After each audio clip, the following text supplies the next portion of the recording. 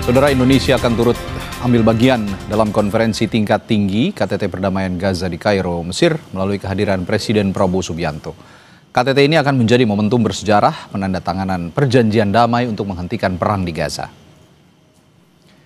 Presiden Prabowo Subianto dan sejumlah kepala negara lainnya, Raja Yordania Abdullah II, Emir Qatar Sheikh bin Hamad Al Thani, hingga Perdana Menteri Arab Saudi Muhammad bin Salman Al Saud akan hadir di forum ini. Presiden Mesir Abdel Fattah Al-Sisi akan memimpin forum ini bersama Presiden Amerika Serikat Donald Trump. Lebih dari 20 pemimpin negara akan hadir dalam pertemuan ini untuk membahas penghentian perang dan perdamaian di Gaza.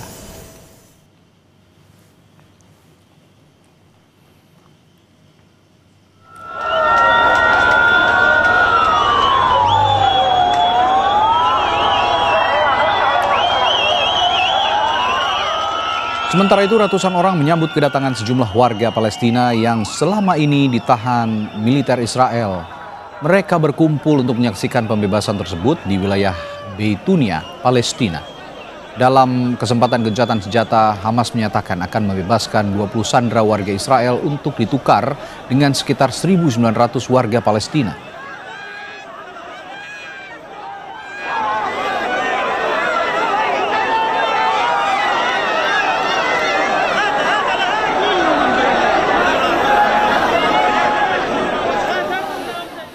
Mensesnek Prasetyo Hadi mengungkap Presiden Prabowo Subianto telah meminta Wakil Panglima TNI untuk menyiapkan pasukan untuk mendukung perdamaian di Gaza. Hal ini disampaikan Prabowo pada Minggu malam sebelum berangkat ke Mesir. Bapak Presiden juga menyampaikan hal tersebut bahwa kalau memang kemudian tercapai kesepakatan ke arah yang baik dalam artian terjadi perdamaian dan kemudian salah satu konsekuensinya adalah kita Indonesia diminta untuk ikut serta membantu mengirimkan pasukan perdamaian. Nah, tadi juga dibahas dan diminta kepada tadi alhamdulillah yang hadir adalah Wakil Panglima TNI untuk juga mulai mempersiapkan diri. Manakala dibutuhkan kita sudah siap.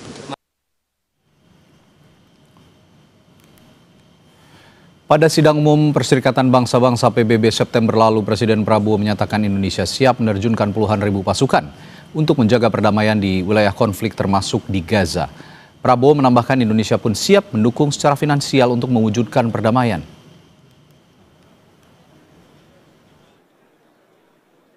Indonesia is prepared to deploy 20,000 or even more of our sons and daughters to help secure peace in Gaza or elsewhere. We are also willing to contribute financially to support the great mission to achieve peace by the United Nations.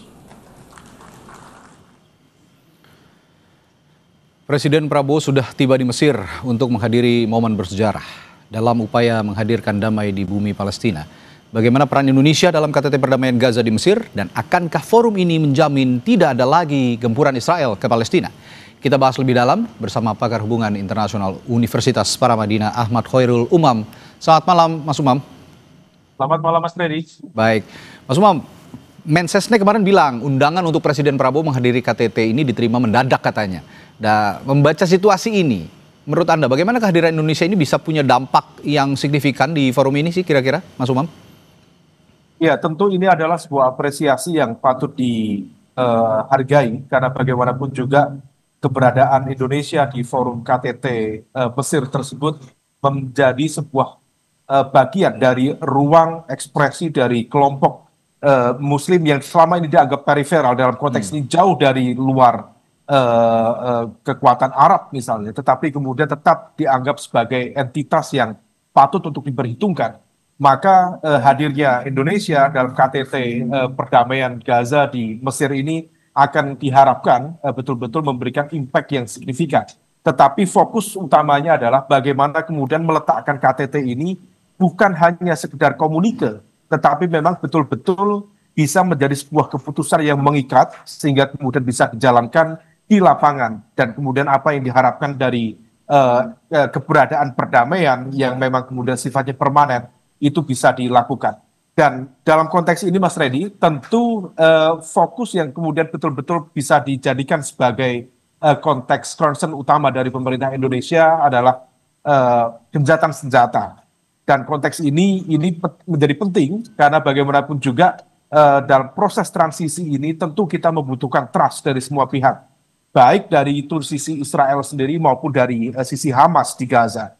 Maka ruang gencatan senjata ini betul-betul diharapkan bisa dijalankan dengan optimal, bisa dijalankan sesuai dengan proporsi yang memang kemudian betul-betul kita bisa memaknainya sebagai sebuah langkah yang memang signifikan untuk menuju perdamaian, tapi juga di saat yang sama ini bisa membuka bagi langkah-langkah lebih lanjut yang jauh lebih strategis, yaitu humanitarian access quarantine, kemudian pertukaran tahanan yang saat ini juga sudah mulai dilakukan, dan juga yang terpenting adalah kerangka rekonstruksi Gaza. Nah, oleh karena itu KTT ini diharapkan bisa menghadirkan post-war governance yang memang betul-betul menjadi langkah yang paling fundamental untuk follow up ke depan, Mas Reddy. Oke. Lalu yang ingin saya tanyakan juga soal kontribusi atau peran Indonesia kira-kira yang perlu dilakukan untuk mendorong dan menjamin tidak ada serangan lagi ke Gaza, karena ini kan sebenarnya besok atau hari forum yang akan diselenggarakan di Mesir ini kan sangat-sangat bersejarah, termasuk sejarah juga untuk Indonesia karena presiden kita Pak Prabowo Subianto dilibatkan di dalamnya. Tapi kira-kira itu tadi pertanyaan saya, kontribusi Indonesia yang perlu dilakukan untuk mendorong dan menjamin tidak ada lagi serangan ke Gaza itu bagaimana, Mas Umam? Ya, memang ini tidak mudah ya, karena dalam situasi transisi basis trust itu seringkali kemudian diuji, dan dalam konteks itu biasanya eskalasi di tingkat lapangan itu seringkali kemudian bisa menciptakan strategic miscalculation dalam skala yang lebih luas. Nah, oleh karena itu yang bisa dilakukan tentu di fase ini adalah kemampuan untuk membentuk contact person, contact group, baik itu yang berisi dari Indonesia, Mesir, Qatar, Saudi Arabia, Turki tentunya yang kemarin juga menjadi bagian dari yang terdepan dalam melakukan komunikasi dengan Hamas, untuk kemudian bisa membangun trust itu bukan hanya dari sisi Amerika yang kemudian bisa dianggap sebagai titik kunci dari Israel, tetapi juga membangunkan trust bagi teman-teman yang ada di Palestina, dalam konteks ini adalah Hamas. Memang ini tidak mudah karena memang kedua belah pihak tentu sudah dihadapkan pada sebuah situasi yang basisnya adalah kecurigaan. Ya. Nah, oleh karena itu basis-basis kecurigaan itu yang kemudian harus diantisipasi. Karena bagaimanapun juga ketika bicara demilitarisasi Gaza, maka di satu sisi kalau misal kita bicara trust, itu bisa diharapkan menciptakan perdamaian, tetapi di saat yang sama kalau misalnya itu disalahgunakan, tentu itu bisa menjadi alat yang sangat efektif untuk mendegradasi kredibilitas dan juga kapabilitas dari kekuatan Palestina yang direpresentasikan oleh Hamas di Gaza. Mas Umam, kalau bicara trust, ini ada gimmick yang ditujukan oleh Israel, di mana pada forum ini Israel tidak akan hadir, tidak mau hadir lah ya, boleh dikatakan, sudah dinyatakan oleh pemerintah Israel. Nah, kalau bicara trust, gestur seperti itu apakah juga masih diragukan kalau bicara trust ya? Sekali lagi, masih diragukan apakah benar-benar Israel bisa mengikuti komitmen yang akan diputuskan dalam forum ini? Ya, itu menjadi bagian dari sebuah ujian terhadap komitmen serius. Jadi memang butuh dari political will of the top political leader. Di dalam konteks ini tentu Israel harus menunjukkan komitmennya secara konkret. Memang ini di saat yang sama bisa menjadi ujian kredibilitas bagi kepemimpinan Presiden Amerika Serikat Donald Trump, yang dianggap sebagai pihak yang dalam tanda kutip bisa menjamin bagaimana pergerakan, bagaimana kemudian arah dari kekuatan Israel. Tetapi ketidakhadiran Netanyahu misalnya, tentu ini menjadi sebuah ujian yang tidak bisa kemudian dianggap sebelah mata. Tetapi ya bagaimanapun juga kita tidak memiliki pilihan banyak. Bahwa ini sebuah proses yang harus dijalankan. Dan tentu Amerika Serikat mempertaruhkan kredibilitasnya di sana. Kalau misal kemudian terjadi hal-hal yang di luar kalkulasi, di luar prediksi, tentu di dalam konteks ini Amerika Serikat dan kita harapkan teman-teman dari dunia barat, termasuk juga dari Macron dari Prancis kabarnya juga diharapkan akan datang misalnya, betul-betul kemudian bisa menjadikan ini sebagai sebuah momentum untuk konsolidasi kekuatan kemanusiaan.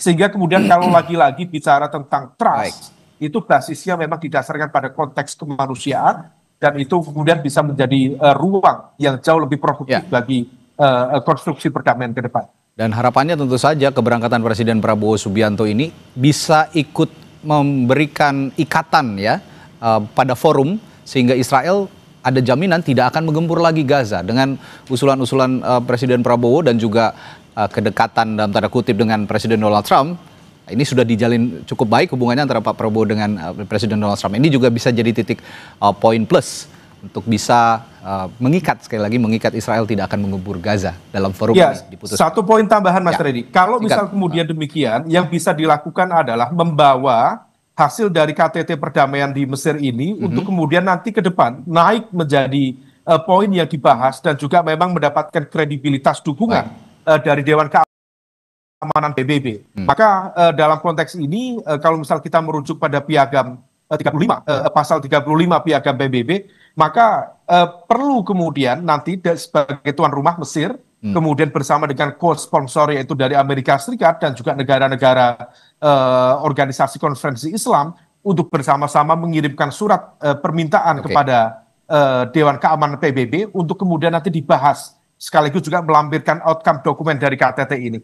Kalau misalnya ini kemudian terus perlahan bisa dibangun trust-nya, step by step bisa dilakukan, kita harapkan ada hasil yang jauh lebih baik ke depan. Mas Reddy. Kita nantikan peristiwa bersejarah ini nanti ya, Mas Umam. Terima kasih pakar hubungan internasional Universitas Paramadina Ahmad Khairul Umam telah berbagi perspektifnya di Sapa Indonesia Malam. Sampai jumpa lagi Mas Umam. Terima kasih Mas Reddy. Terima kasih. Saudara, bagaimana nasib pelatih timnas Patrick Kluivert usai timnas gagal